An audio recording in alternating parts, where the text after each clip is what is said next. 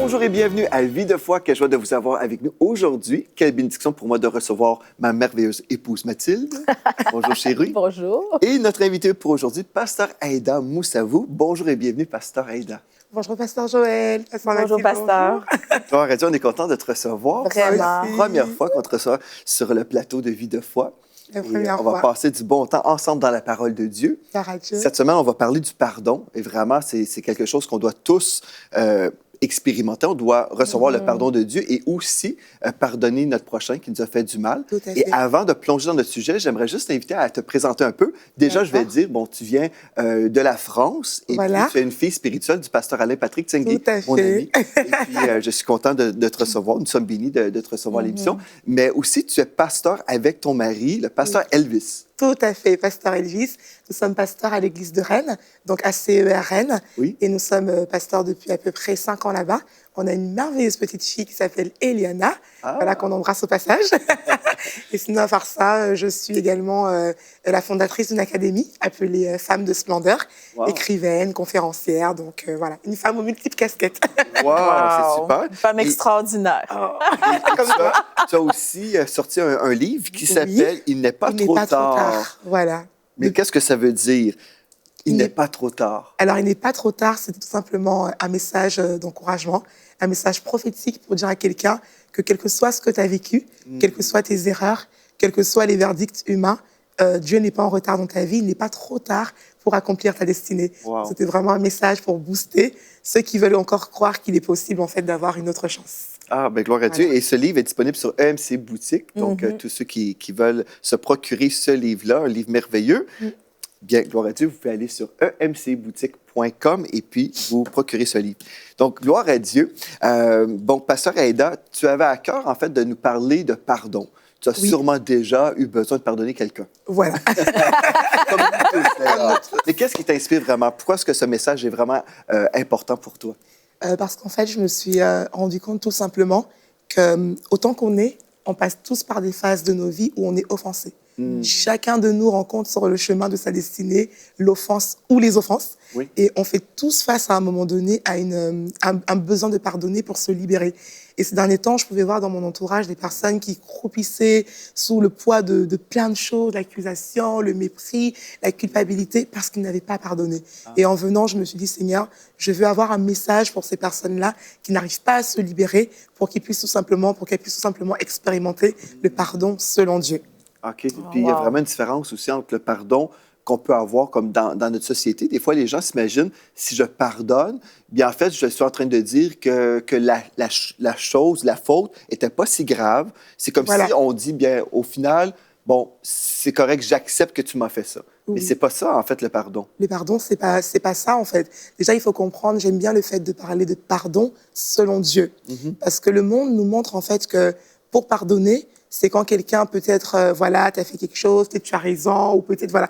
Et on nous donne comme des cases qui nous emmènent à dire, là, je peux pardonner, et là, je ne peux pas pardonner. Alors que dans la pensée de Dieu, le pardon, en fait, comment je pourrais dire, s'implique dans son amour. Dieu nous emmène à vouloir regarder le fait de pardonner comme notre vie de tous les jours. En fait, on doit pardonner, peu importe qu'on ait raison, peu importe qu'on ait tort, on doit manifester le caractère de Christ, qui est l'amour, et dans l'amour, il y a le pardon. C'est Donc, ça. c'est vraiment important, en fait, de comprendre la nuance entre le pardon selon le monde et le pardon selon Dieu. Quand on comprend cette différence fondamentale, on a un renouvellement de mentalité qui nous emmène à regarder les choses autrement. C'est ça. Je pense à un verset en t'écoutant. Dans Matthieu, chapitre 6, au verset 14, il est écrit « Si vous pardonnez aux hommes leur offense, votre Père céleste vous pardonnera aussi. Mais si vous ne pardonnez pas aux hommes, votre Père ne vous pardonnera pas non plus vos offenses. » Donc, ce texte-là, pour moi, je trouve que c'est vraiment important de saisir cette vérité parce que certains chrétiens s'imaginent bien « Oh, est-ce que je vais vraiment pardonner? »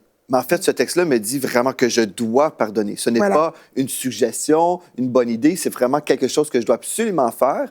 Et puis, quand tu mentionnes aussi le fait de l'amour, là, Oui. si je retiens le pardon, bien, je n'aime pas vraiment la personne. Et puis, si je ne marche pas dans l'amour, bien, il va y avoir des conséquences terribles dans ma vie. Terrible. Parce qu'en fait, tout ce que je peux apprendre, que ce soit la confession de la parole de Dieu, la guérison, les finances, bien, tout fonctionne à partir de la foi, mais ma Yes. foi est agissante par l'amour. Yes. Donc, si je n'aime pas, je peux avoir beaucoup de connaissances, mais ma foi ne fonctionne pas dans ma vie. Parce que la foi est agissante par l'amour. Et puis, si je réalise ça, je dois vraiment m'assurer de pardonner, m'assurer d'aimer vraiment. Ben, sinon, je vais être un chrétien hyper malheureux parce C'est que ça. je vais connaître beaucoup de choses et rien ne fonctionnera dans ma vie. C'est ça. Et on le voit d'ailleurs, hein, des chrétiens qui vivent en fait dans une sorte de stagnation, qui tournent en rond, et parce qu'ils n'ont pas exprimé le désir de vouloir avoir le cœur de Dieu. En fait, parfois, on a beaucoup de connaissances et on est comme full de connaissances, on a plein de choses, mais lorsqu'il faut passer à la pratique, ça devient compliqué. Et le Seigneur, en fait, permet qu'on puisse avoir certaines choses qui nous arrivent pour qu'on puisse exprimer son cœur. Parce que ce qui touche les gens qui nous entourent, c'est la façon dont nous manifestons l'amour. Donc, on comprend bien ce matin que dans l'amour, on a le pardon. L'amour est un package. Et dans l'amour, il y a le pardon. Donc, je ne peux pas me dire, je marche dans l'amour de Dieu et je ne pardonne pas. Il y a une incohérence, il y a une incompatibilité, en fait. C'est ça. Donc, c'est vraiment... Dans tes notes, tu nous mentionnes ici, en fait, dans le monde, pardonner est une marque de faiblesse. Oui. Et pourquoi tu dis ça? Je dis ça parce que bien souvent, quand on pardonne à quelqu'un qui nous a fait quelque chose qui n'est pas bien, parce que dans le monde, quand quelqu'un te fait quelque chose qui n'est pas bien, c'est tu ne dois pas pardonner. Parce que, en fait, c'est comme donnant-donnant. Il t'a fait quelque chose qui n'est pas bien, rends-lui quelque chose qui n'est pas bien. Mais dans le royaume de Dieu, le Seigneur nous emmène à voir que le pardon est une marque de grandeur. Parce que Dieu veut nous emmener, en fait, à embarrasser même ceux qui nous entourent par notre capacité à pouvoir les aimer. Alors, dans le monde, là où on voit il y a une incohérence, on se dit, mais il a volé hier, il t'a volé telle chose. Mais pourquoi tu lui pardonnes? Rends-lui, en fait, ou tape-le, vole aussi. Et Dieu dit non, aime-le.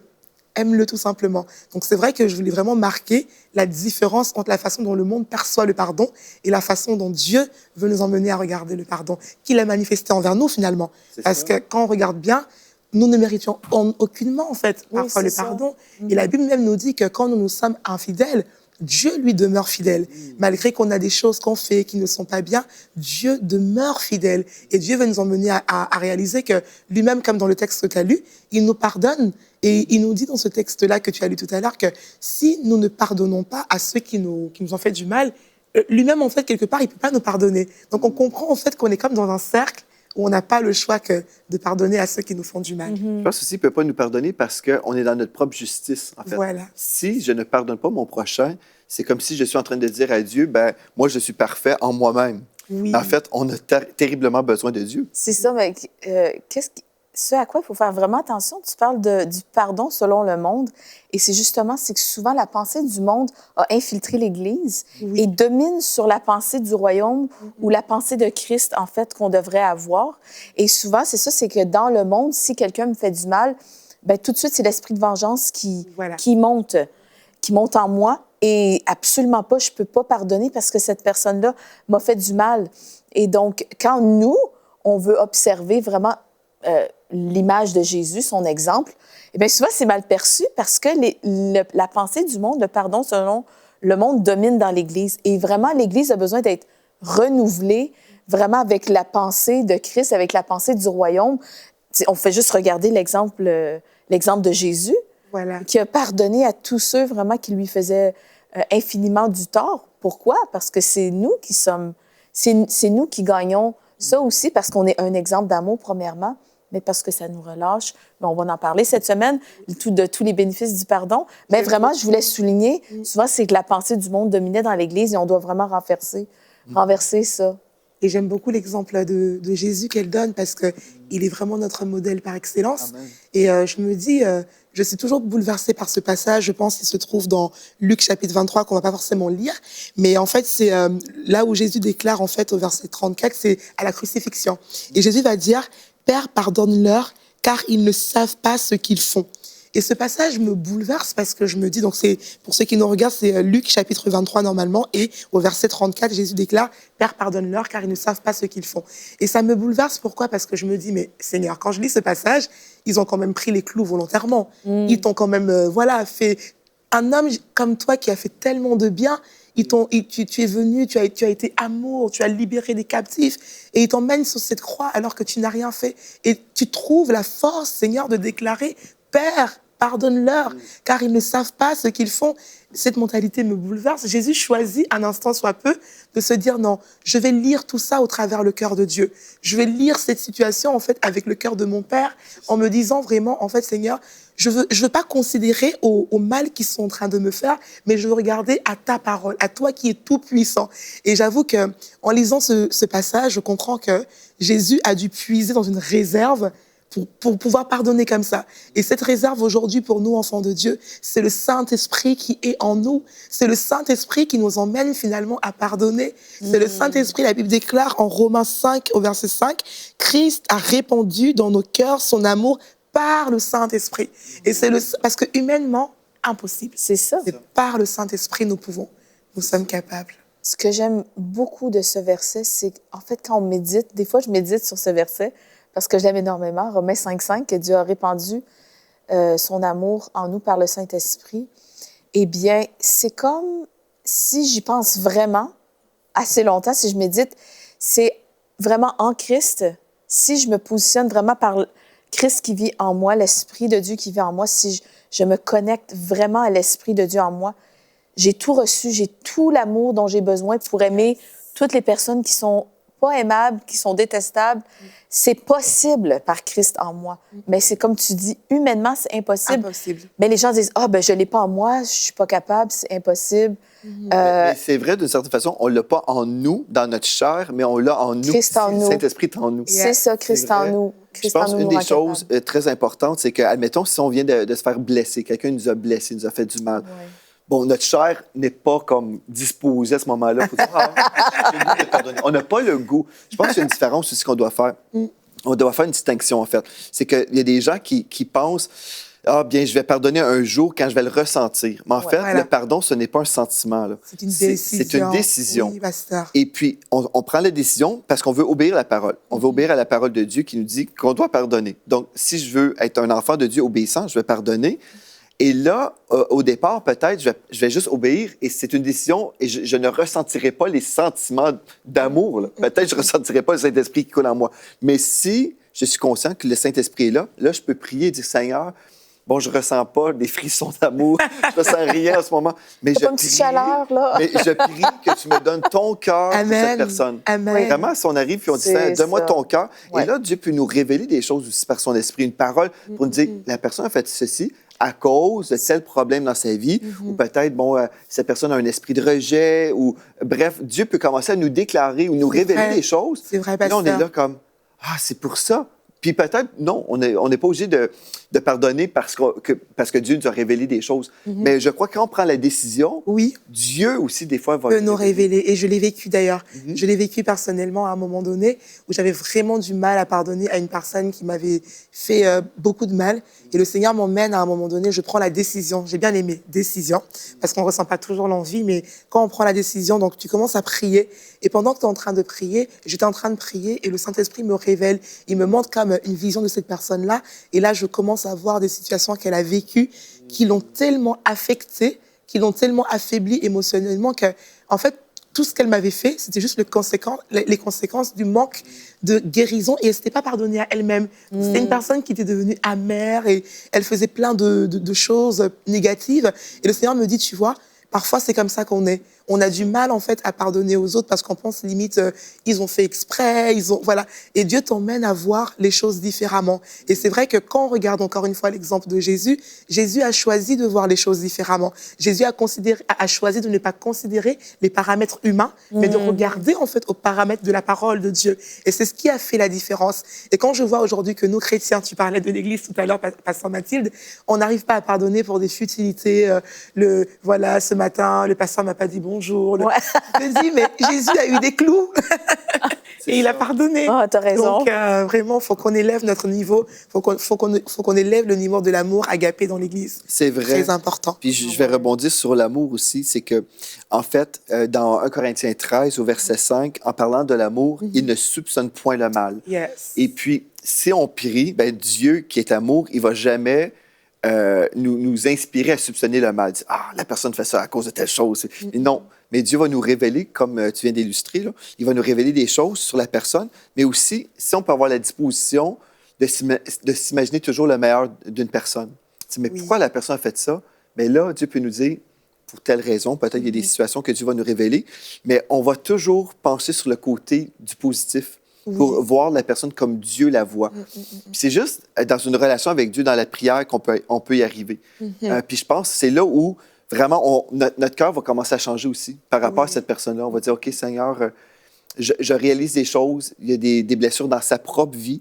Et puis là, peut-être je vais accepter aussi de laisser le Saint-Esprit me travailler parce qu'on prend la décision, mais après aussi, Dieu a besoin d'opérer un miracle dans notre propre cœur, Voilà, c'est ça. miracle de guérison, de restauration. Il va mettre un baume sur notre âme pour justement vivre cette guérison. Parce que quand je pardonne, je relâche la personne, puis en même temps, je suis relâché dans la guérison. Relâché, tout à fait. Parce que si je retiens comme ça, la personne peut même être décédée.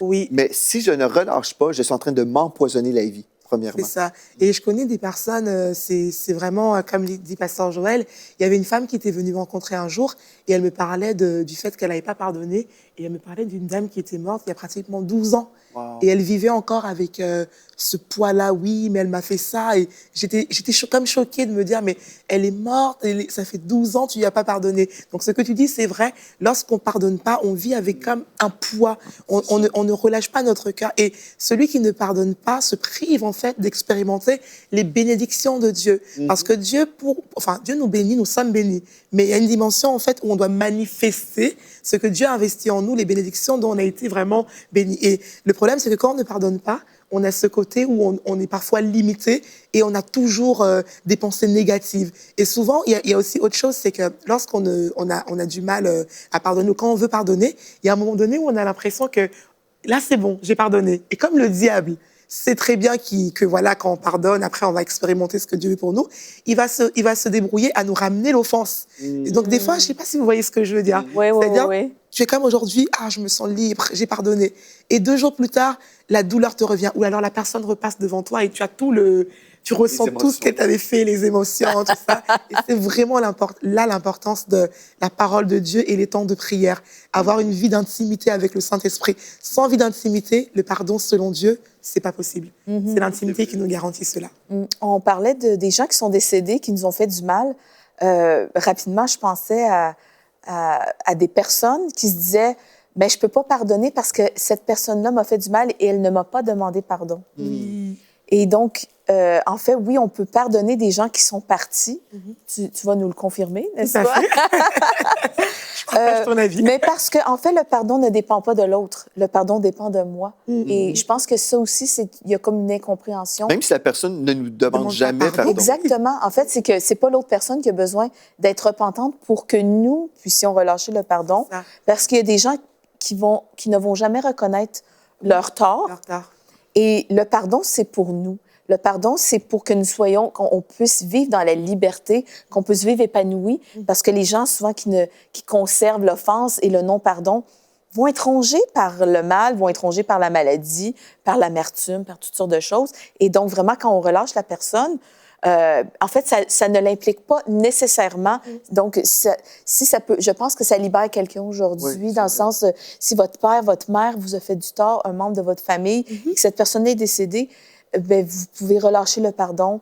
Vraiment, c'est disponible pour vous. C'est vraiment ça. Et il y a un verset que j'aime beaucoup dans Éphésiens 3, 18 à 19, que j'aimerais nous lire. C'est vraiment le verset qui nous dit que le Saint-Esprit nous donne de comprendre quelle est la largeur, la longueur, la profondeur et la hauteur de l'amour de Christ qui surpasse toute connaissance en sorte que nous soyons remplis jusqu'à la plénitude de Dieu. Et en fait, j'aime tellement ce verset parce que ce verset nous emmène à voir que, encore une fois, c'est enraciné dans l'amour que nous sommes capables de pardonner. Si nous ne sommes pas enracinés dans l'amour agapé, dont je parle bien de l'amour de Dieu, on ne pourra pas manifester toutes ces choses dont Pasteur Mathilde parlait. Celui qui n'est pas enraciné dans l'amour de Dieu, il se dit quoi? J'attends forcément en fait que l'autre vienne me demander pardon.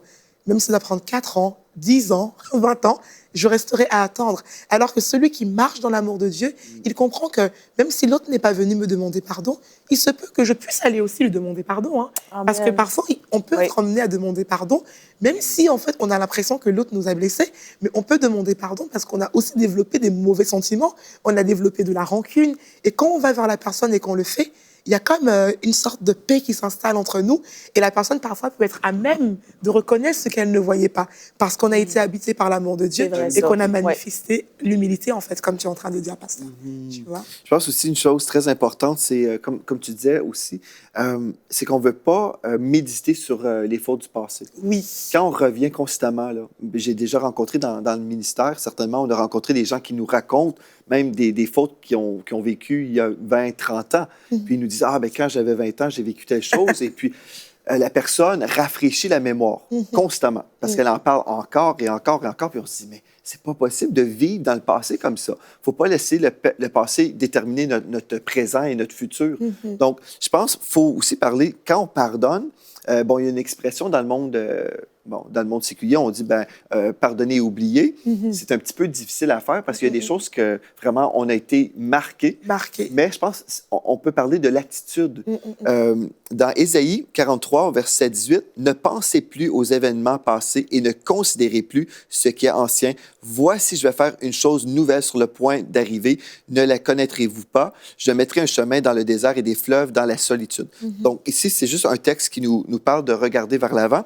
Et au verset 25, Dieu dit, « C'est moi qui efface tes transgressions pour l'amour de moi, et je ne me souviendrai plus de tes péchés. » Et ces deux choses-là, on voit premièrement que Dieu, lui, oublie tous nos péchés. Oui. Si on lui demande pardon, Dieu, lui, est en mesure de vraiment tout oublier. Il appuie sur la touche supprimer et puis tout est enlevé. Et pour nous, les êtres humains, c'est autre chose. On a notre souvenir qui est là. Et là, on peut dire, c'est impossible pour moi d'oublier telle chose. C'est peut-être impossible, mais on peut avoir l'attitude d'être comme Dieu, de vouloir être comme Dieu et dire, je ne veux pas rafraîchir la faute. Parce qu'à chaque fois que je rafraîchis la mémoire, là, le souvenir, c'est comme ça vient de se refaire. Je le revis. Et je revis les sentiments aussi. Je revis et je parle. Et puis, bref, ça me fait du mal à chaque fois. Ça fait du mal à chaque fois. Je pense que parfois, il faut arrêter d'en parler tout simplement. Parce qu'on aime bien parler. En fait, l'humain aime, qu'on ait un sentiment comme de compassion, d'apitoiement. Oh, tu as vécu ça. Mais parfois, en fait, c'est pas utile. Parce que le fait de le faire, on vient comme ressortir une blessure qui était là. Et parfois, il se peut que la blessure n'était même pas encore vraiment guérie. Donc, on vient comme, en fait, enlever la croûte, commencer à se mettre un petit peu, pour illustrer avec l'image naturelle de la plaie. Et on vient comme, en fait, gratter toute la croûte pour que le sang recommence à couler. Et c'est ça spirituellement qu'on fait quand on rafraîchit tout le temps les fautes, tout le temps. Et je pense que ce matin, Dieu a envie de dire à quelqu'un qui nous écoute, il faut que tu arrêtes de ressasser le passé. Parce que quand tu le fais sans cesse, quand tu le fais sans arrêt, tu es en train de venir remettre en fait sur la table des choses dont Dieu veut te débarrasser. Donc il y a une personne qui doit vraiment se débarrasser de la rancune, de ce poids, de se dire non, mais voilà, j'ai fait ça. Il y en a qui chérissent limite les blessures. Ça aussi, il faut le dire. Il y en a qui aiment se sentir... Ils se valorisent dans leur blessure. Ils se valorisent dans ça. Alors que nous ne mettons pas notre gloire dans ces choses-là. Nous mettons vraiment tout notre, comment je pourrais dire ça, notre implication sur la parole de Dieu, sur le fait de vouloir ressembler à Dieu. Peut-être que quelqu'un se demande, voilà, je ne suis pas chrétien, moi, comment je vais faire? Mais c'est en même temps une invitation à rencontrer l'amour de Christ, Amen. À rencontrer l'amour de celui qui délivre, parce que tout ça n'est pas possible par une autre personne que le Saint-Esprit. Finalement. J'aimerais ça, Pasteur Aida, si tu accepterais de prier avec les personnes à la maison, peut-être qu'ils réalisent aujourd'hui, bon, je n'ai pas pardonné selon Dieu, j'ai retenu beaucoup, et puis en fait, ils réalisent aujourd'hui qu'ils sont en train d'empoisonner leur vie. Et peut-être, c'est vous à la maison, peut-être vous réalisez que vraiment l'Esprit de Dieu est en train de mettre son doigt sur des choses en vous, et vous voulez vraiment recevoir votre guérison, votre délivrance aujourd'hui. Donc, j'aimerais ça vous inviter à ouvrir votre cœur maintenant. Et l'Esprit de Dieu est là où vous êtes. Pasteur Aida va prier pour vous, que vous puissiez vraiment être affranchis. Alléluia. Éternel, mon Dieu, je viens élever ma voix, prier pour toutes les personnes qui nous regardent en ce moment. Oh Père éternel, merci pour ton amour qui est répandu dans les cœurs par le Saint-Esprit. Je viens prier ce matin particulièrement. Je suis en train de voir dans mon esprit depuis le début de cette émission une femme qui a des problèmes au niveau vraiment des ovaires. Et le Seigneur est en train de me montrer que ces problèmes ont été créés par un manque de pardon. Et le Seigneur est en train de dire à cette femme ce matin, il faut que tu relâches les personnes qui t'ont fait du mal. Ce problème que tu as est juste causé par la rancune, par l'amertume. Et ce matin, le Seigneur est en train de libérer ton cœur dans le nom de Jésus. Je viens prier, je viens prophétiser que le Seigneur est en train maintenant de te libérer. Il y a des blocages, il y a des limitations qui sont en train de tomber. Seigneur, merci parce que tu es capable de faire cela. Nous croyons que dans le monde spirituel, il n'y a pas de distance. Alors une personne qui est disposée commence à recevoir maintenant. Seigneur, tu nous emmènes à considérer ta parole. Tu emmènes quelqu'un à arrêter de parler du passé sans cesse. La Bible déclare, si quelqu'un est en Christ, les choses anciennes sont passées. Voici, toutes choses sont nouvelles. Seigneur, nous voulons regarder à ce qui est nouveau. Nous voulons regarder à ta parole. Merci pour le rafraîchissement spirituel que tu opères dans la vie d'une personne qui a du mal à pardonner, qui a du mal à oublier. Seigneur, merci pour ta parole qui commence à faire de l'effet. Alléluia. Comme on est en train de prier, je vois une dame. En fait, ce que je vois une dame, les cheveux blonds, avec des lunettes très épaisses, et puis vous êtes comme ça, appuyé sur votre tête sur votre main, comme ça. Et puis, vous vous posez des questions sur votre vie, et Dieu est en train de vous dire, en fait, que vous voyez toute votre vie à partir d'un filtre du non-pardon, en fait. Yes. C'est comme si, pendant des années, vous avez été blessé et vous avez vraiment tout filtré. Vous avez eu toutes sortes de craintes qui ne sont pas raisonnables aussi parce que vous avez encore peur d'être blessé à nouveau. Et aujourd'hui, le Saint-Esprit veut vous libérer de ce filtre, que vous puissiez vraiment voir selon Dieu et pas selon la blessure. Donc maintenant, dans le nom de Jésus, je veux prier pour cette personne et toutes les autres personnes qui peuvent vivre dans cette crainte aujourd'hui. Je prie dans le nom de Jésus. Oui, l'onction du Saint-Esprit détruit, brise ce joug maintenant. Je déclare, par les meurtrissures de Christ, vous avez été guéris, oui, dans votre âme, dans vos pensées, vos émotions, toute cette dimension de votre personne. Le Seigneur Jésus a déjà porté votre souffrance à la croix. Maintenant, recevez cette guérison de la tête aux pieds. Recevez cette guérison et relâchez maintenant le pardon. Relâchez maintenant et soyez totalement restaurés dans le nom de Jésus. Amen et amen. Gloire à Dieu. Amen. Alléluia. Bien, j'aimerais ça terminer cette émission en vous disant, si vous n'avez jamais fait de Jésus le Seigneur de votre vie, on a parlé du pardon, recevoir le pardon, donner le pardon, et je veux vous donner l'opportunité, si vous n'avez jamais dit oui à Jésus-Christ, bien aujourd'hui, vous pouvez prendre la décision et dire, Seigneur, je te donne toute ma vie. Pardonne-moi de tous mes péchés. Et comme j'ai lu aujourd'hui, bien, le Seigneur va vraiment enlever tous vos péchés, supprimer l'historique de vos péchés et vous allez commencer une journée nouvelle, une journée dans la bénédiction de Dieu, étant adopté dans la famille royale de Dieu et en route vers le ciel. Donc, si vous voulez dire oui à Jésus, c'est aussi simple que ça. Vous dites, oui Seigneur, je te reçois dans ma vie maintenant. Je déclare que Jésus est mon Seigneur, c'est-à-dire mon Maître. À partir d'aujourd'hui, je reçois le pardon de tous mes péchés. Amen. Et si vous dites Amen, oui, je donne ma vie à Christ, et écrivez-moi dès aujourd'hui en écrivant à videfoi@emcitv, donc videfoi@emctv.com, et puis je vais me réjouir avec vous et on va vous envoyer également un cours, le disciple victorieux, pour vous aider dans votre nouvelle foi, votre nouvelle vie avec le Seigneur Jésus-Christ. Donc, gloire à Dieu pour vous. Merci, Pasteur Aida, d'être venu à l'émission Vie de foi. Amen. Gloire à Dieu. Merci à mon épouse aussi d'avoir été là. On va poursuivre demain dans cette étude sur le pardon. Et merci à vous d'avoir été là. D'ici à demain, soyez richement bénis.